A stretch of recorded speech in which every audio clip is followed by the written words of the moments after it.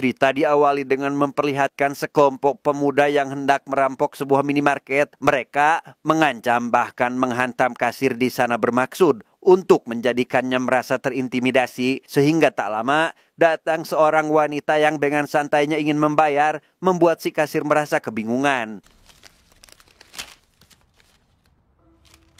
Karena tidak ada uang kembalian, si wanita yang bernama Okja ini pun lantas mengambil uang kembaliannya itu dari tas milik si perampok. Di mana hal itu membuat salah satu dari mereka langsung merasa kesal, tetapi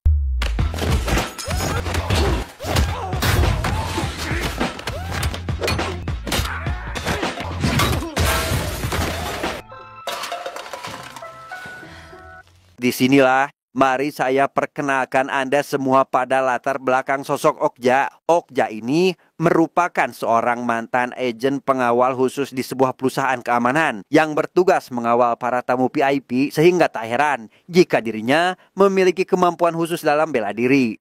Sepulangnya ke rumah, Okja dihubungi salah satu sahabatnya yang merupakan penari balet atau balerina bernama Minhe. Ia diminta untuk datang menemuinya malam ini, sehingga tanpa buang waktu, Okja pun langsung lekas pergi ke sana dengan menggunakan sepeda motor miliknya.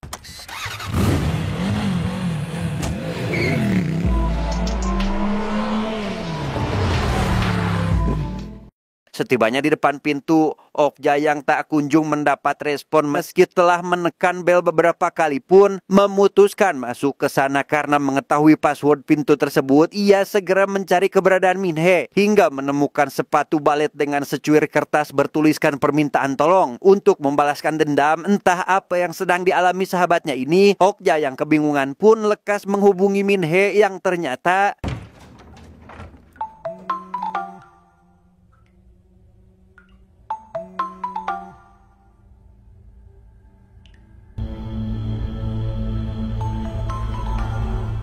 melihat Minhe sahabatnya sudah maut. Okja yang merasa kehilangan pun teringat akan awal mula pertemuan mereka, yang mana pada waktu itu ia pergi ke sebuah toko kue di mana si penjaga toko merupakan teman sekelasnya saat masih SMP dahulu, di mana Minhe yang sadar jika Okja membeli kue ulang tahun untuk dirinya sendiri pun berinisiatif untuk ikut merayakannya. 오늘이 너 생일이야? 네? 장육주 나 기억 안 나? 유아중학교 2학년 7반 최민희. Kematian Minhe saat ini menjadi misteri tersendiri bagi Okja yang harus mencari jawaban mengapa Minhe sampai mengakhiri hidupnya. Ia memutuskan untuk pulang terlebih dahulu dan mencari petunjuk dari sebuah nama yang tertulis pada kertas sebelumnya.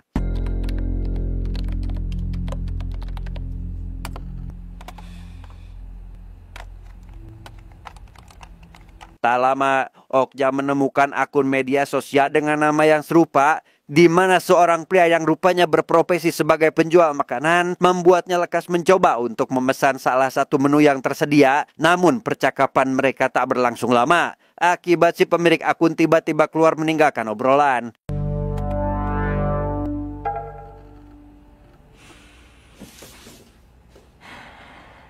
Saat tengah memandangi foto ponsel milik Minhe yang sengaja dibawa oleh Okja, seketika mendapat panggilan dari seseorang dengan nomor tak dikenal. Ia langsung menjawab telepon tersebut dan mendengarkan permintaan si penelpon yang ingin Minhe menemuinya pukul 2 dini hari dengan mengancam akan mencelakai keluarga jika dia tidak menuruti permintaannya. 너 이번에도 안 나오면 그땐 네 친구고 뭐고. Sesuai permintaan si penelpon, Okja pun mendatangi tempat sesuai permintaannya. Ia mulai memantau situasi dari kejauhan dan melihat seorang pria gondrong tengah melakukan transaksi barang haram yang tersimpan dalam makanan. Hingga tak lama, Okja kembali dihubungi oleh nomor tak dikenal yang ternyata adalah si gondrong, yang membuatnya lekas segera mengikuti pria tersebut hingga mengetahui kediamannya.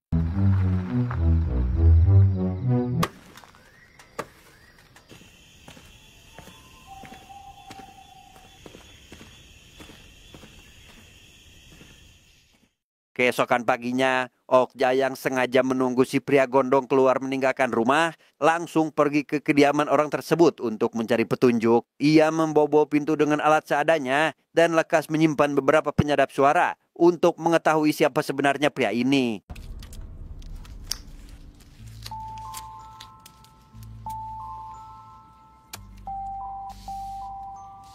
Selesai dengan itu, Okja kemudian masuk ke salah satu ruangan yang terdapat sebuah lemari yang mana di dalamnya tersimpan alat-alat aneh yang mungkin di antara kalian kaum rebahaners pasti ada yang mengerti kegunaannya. Namun bukan hanya itu saja, ia juga menemukan puluhan flashdisk yang salah satunya terdapat tulisan balerina.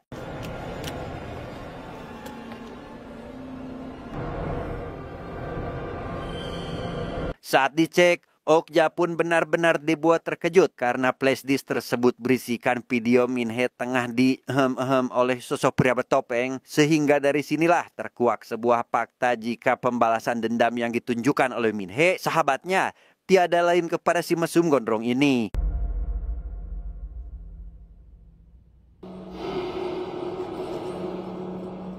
Setelah mengetahui apa yang sebenarnya terjadi, hal itu tentu saja membuat Okja merasa sedih, sekaligus marah karena tidak dapat melindungi satu-satunya sahabat yang dimiliki, sehingga untuk membalaskan dendam kematiannya, ia pun langsung menyusun sebuah rencana untuk menghabisi si penjahat bejat ini.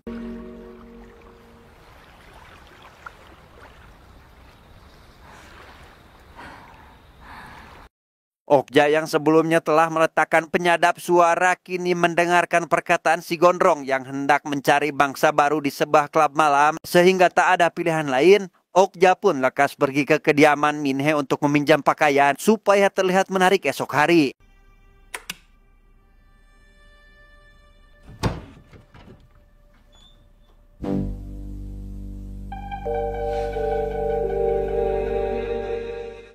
Singkat cerita, tibalah Okja di sebuah klub tersebut dan mulai mencari keberadaan pria itu. Tapi tak lama, si pria gondrong yang baru diketahui dirinya bernama Choi ini pun seketika datang sendiri, menghampirinya dan mengaku sudah saling kenal satu sama lain. Sehingga Okja mulai merayu Choi berharap akan dijadikan mangsa berikutnya. 저기요. 제가 술 한 잔 사도 될까요?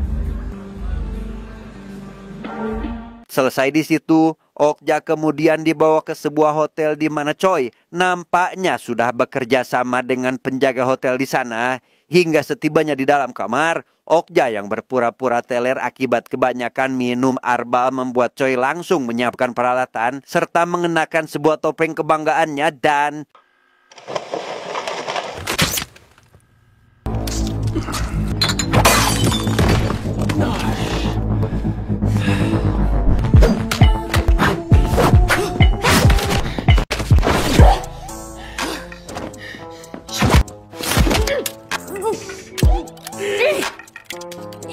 Dengan sangat membrutal, Okja dengan Choi ini pun saling berusaha menghabisi satu sama lain, di mana Okja yang tetap lebih unggul dalam bidang bela diri berhasil merobek pamatuk pria tersebut menggunakan sebilah pisau. Namun saat akan menghabisi nyawanya, penjaga hotel tiba-tiba datang memberikan serangan secara membabi buta sehingga...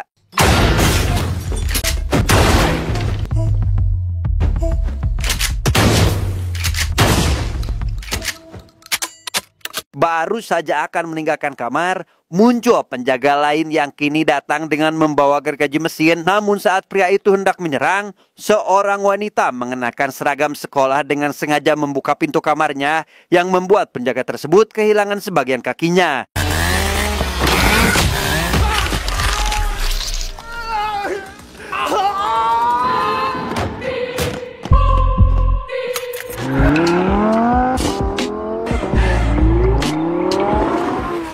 Setelah cukup jauh meninggalkan lokasi, Okja bersama si wanita yang bernama Yuli ini pun memutuskan mampir ke sebuah restoran yang di sana Yuli seketika menceritakan kisah kelamnya yang dijadikan budak oleh Choi dalam rangka begituan, di mana selama ini ia hanya bisa pasrah menerima nasib yang dialaminya karena takut jika video miliknya disebarluaskan melalui internet. 걔네들을 노예라고 불러요. 너네 반 친구들한테 영상 다 뿌릴까? 전 국민이 너 알아볼 수 있게 해줘. Keesokan harinya, Choi yang sudah mendapat perawatan kini didatangi oleh bosnya yakni seorang ketua gangster. Namun bukannya mendapatkan simpati, ia justru malah diceramahi karena dianggap menyimpang dari tugasnya selaku penjual bubuk haram. Di mana si bos yang merasa harga dirinya ikut ternodai akibat Choi kalah dari seorang wanita pun memberikan kesempatan untuk Choi menangkap wanita tersebut dalam kurun waktu tidak lebih dari 3 hari. 그 여자애는 3일 안에 데리고 와. 할 수 있지? Setelah kondisinya mulai membaik, Choi menemui salah satu temannya yang merupakan apoteker bernama Myung Sik. Ia meminta beliau agar menghabisi Ok-ju dengan bayaran tinggi dalam kurun waktu 2 hari saja, di mana Myung Sik yang sebenarnya tidak bisa berkelahi apalagi menghilangkan nyawa orang lain hanya dapat mengiyakan perintah karena tergiur dengan tawaran yang diberikan.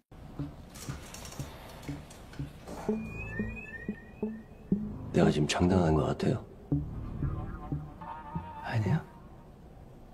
Di sisi lain, Okja kini tengah mendatangi teman lamanya yang merupakan rekan kerja saat masih menjadi pengawal khusus. Di sana, Okja yang menanyakan terkait penjual senjata ilegal membuat si rekan seketika terdiam, sehingga Okja langsung menjelaskan tujuannya, yaitu mewakili pembalasan dendam atas kematian sahabatnya yang diperlakukan tidak manusiawi. 발레하는 애. 며칠 전에 자살했어. 저 총 필요해요. 좀 부탁할게.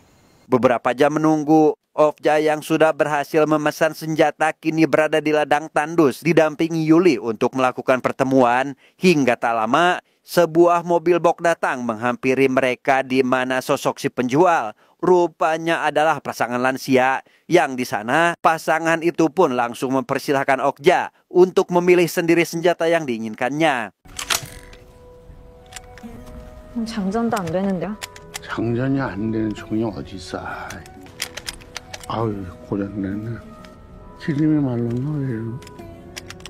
아 이거 빠가 됐네. Meski senjata yang dibawa pasangan ini banyak yang tidak berfungsi dengan baik, Okja yang tidak memiliki pilihan pun tetap akan mengambil beberapa barang yang dibawanya. Ia juga diberi tawaran terbaik untuk membeli senjata pemusnah sarang tawon yang dapat mengeluarkan api dalam jarak beberapa meter. 뭐라고? 자리들 비켜 비켜.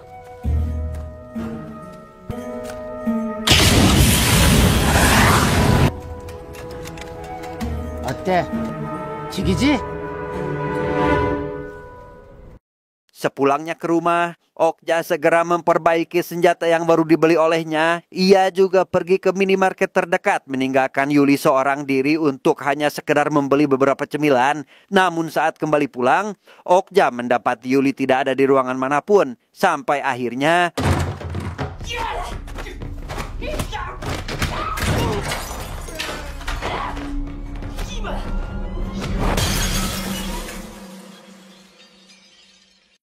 keesokan harinya, Choi lekas memberitahu bosnya jika wanita tersebut sudah berhasil dihabisi serta dikubur di area pegunungan. Hingga si bos yang mendengar hal itu kini meminta Choi agar menghabisi Yuli untuk menghilangkan saksi mata supaya tidak menimbulkan masalah lain di kemudian hari. 굳이 저렇게 네가 그 여자 죽이는 걸 봤다며. 그럼 제가 목격자 아니야? 그죠? 말씀대로 잘 처리하겠습니다. Di sisi lain, Okja yang rupanya masih hidup kini benar-benar murka dan lekas pergi ke hotel waktu itu untuk mencari keberadaan Choi. Ia menemui satu persatu penjaga hotel di sana, dimulai dari satu petugas hingga si pria yang terkena gergaji mesin sebelumnya dan langsung dieksekusi setelah mendapatkan informasi.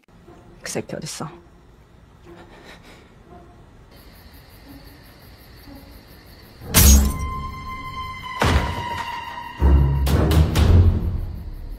Selesai di situ, Okja dengan bermodalkan tekad yang menggebu-gebu pun nekat mendatangi kandang kuda yang merupakan tempat si bos mengelola bisnis haram. Yang setibanya di dalam, ia menemukan seragam Yuli tergeletak yang tentu saja membuat amarahnya semakin menjadi dan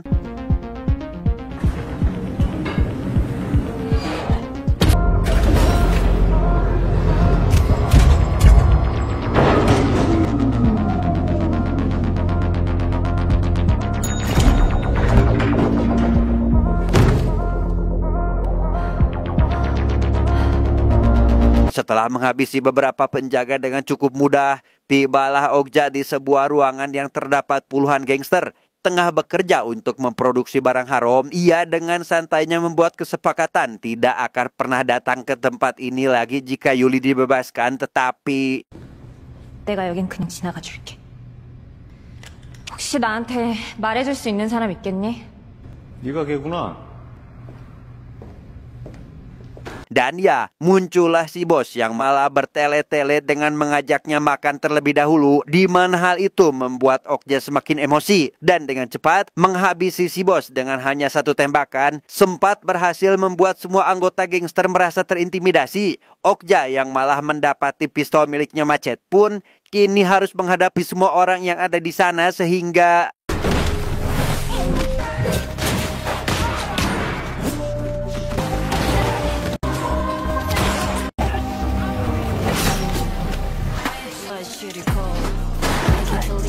karena para gangster menggunakan senjata tajam, Okja hanya dapat menggunakan kain di sana untuk melakukan pertarungan jarak dekat, di mana jumlah lawannya yang tidak sedikit membuat Okja cukup kewalahan dalam menghadapi mereka sampai akhirnya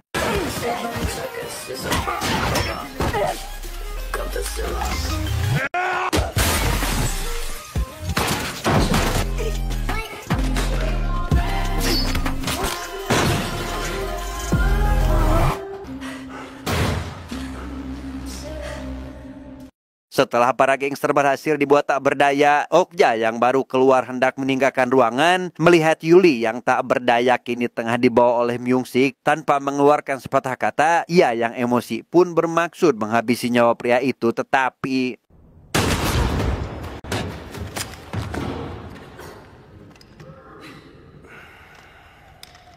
Myung-sik yang berhasil selamat dengan adigonya berkata kepada Okja jika dirinya akan menghabisi Okja dan meminta Choi agar segera memberikan uang sesuai kesepakatan. Namun saat mencari keberadaan Okja, ia pun pada akhirnya kehilangan nyawa setelah Choi menembak kepalanya dari belakang.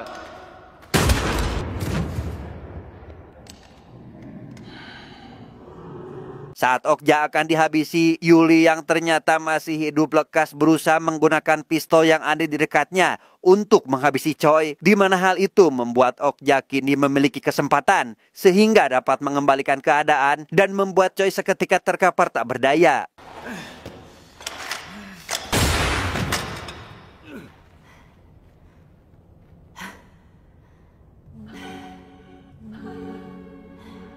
Untuk mengakhiri semua ini, Okja lekas membawa Choi ke tepi pantai dan langsung mengeluarkan senjata terakhir yakni pemusnah sarang tawon, di mana hal itu membuat Choi menjadi ketakutan dan meminta maaf dengan berjanji tidak akan lagi mengulangi kesalahannya. Namun Okja sama sekali tak peduli akan hal tersebut karena tujuannya hanyalah membalaskan dendam atas kematian sahabatnya.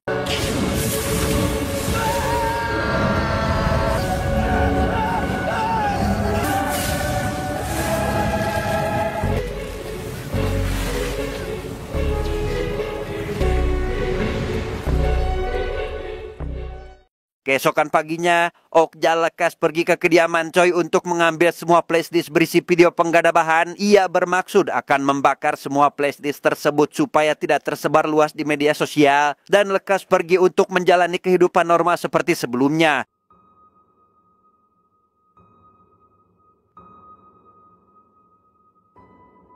Tamat, ending yang sangat membagongkan.